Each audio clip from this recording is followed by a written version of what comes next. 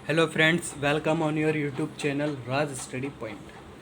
आज हम history class 8 chapter 5 जब जनता बगावत करती है, इस चैप्टर के 2 पार्ट हम अपने यूट्यूब चैनल राज स्टडी पॉइंट पर अपलोड कर चुके हैं। आज हमारे ये 3rd पार्ट है और इसमें हमारा टॉपिक है कंपनी का पलटवार। मतलब जब 1857 में सैनिकों ने विद्रोह करा कंपनी के खिलाफ, उसमें फिर कंपनी ने उस विद्रोह को कुचलने के लिए धीरे धीरे वो विद्रोह जनता भी उसमें शामिल हुई और फिर वो विद्रोह व्यापक होता गया। फिर कंपनी ने पलटवार करा और इस विद्रोह को कुचलना शुरू करा। उसी का हम अध्ययन इस टॉपिक में करेंगे। इस उथल पुथल के बावजूद अंग्रेज़ों ने हिम्मत नहीं छोड़ी। कंपनी ने अपनी पूरी ताकत लगाकर विद्रोह को कुचलने का फैसला लिया। उन्होंने इंग्लैंड से और फौजी मंगवाए, विद्रोहियों को जल्दी सज़ा देने के लिए नए कानून बनाए और विद्रोह के मुख्य केंद्रों पर भी धावा बोल दिया। मतलब कंपनी ने अपनी हिम्मत नहीं हारी। उसने क्या करा, और फौजी इंग्लैंड से मंगवाए और जो भी कानून विद्रोहियों के मुख्य केंद्र थे वहाँ धावा बोला और इन्हें सज़ा देने के लिए नए कानून भी बनाए गए। सितंबर 1857 में दिल्ली दोबारा अंग्रेज़ों के कब्ज़े में आ गई थी। मतलब जैसा कि आपको पता था कि दिल्ली जब विद्रोह शुरू हुआ तो अंग्रेज़ों का नियंत्रण से बाहर जा चुकी थी, लेकिन जब कंपनी ने पलटवार करा, भीषण युद्ध हुआ दोनों पक्षों के बीच, तो उस टाइम में क्या हुआ, सितंबर 1857 में दिल्ली दोबारा से अंग्रेज़ों के कब्ज़े में आ गई थी। अंतिम मुग़ल बादशाह बहादुर शाह जफ़र पर मुकदमा चलाया गया और उन्हें आजीवन कारावास की सज़ा दी गई। उनके दोनों बेटों को उनकी आंखों के सामने गोली मार दी गई।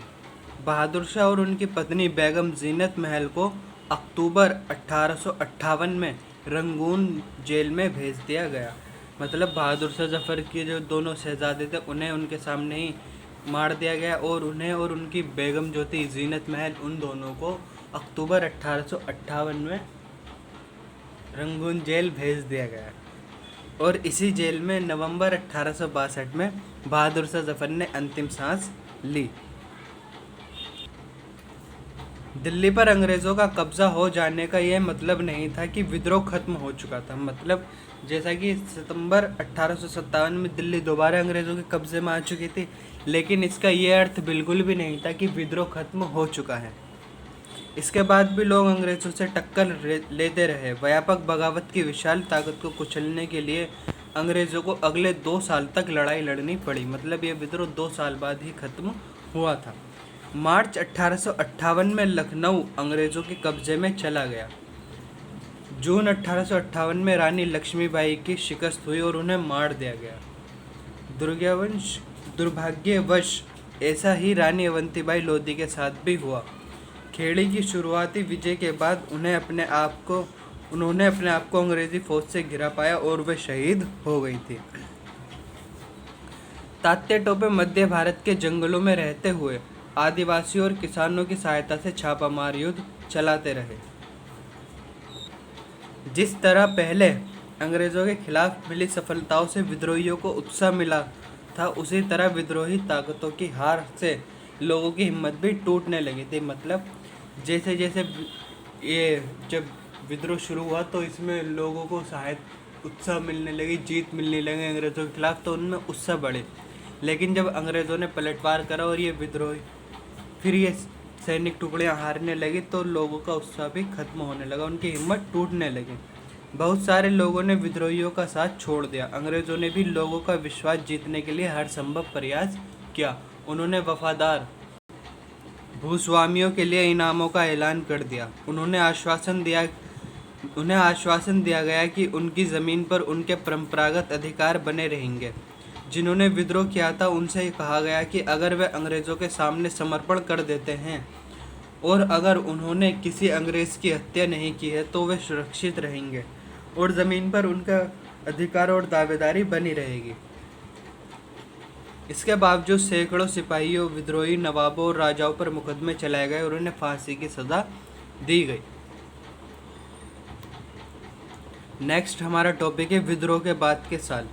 अंग्रेज़ों ने 1859 के आखिर तक देश पर दोबारा नियंत्रण पा लिया था, लेकिन अब वे पहले वाली नीतियों के सहारे शासन नहीं चला सकते थे।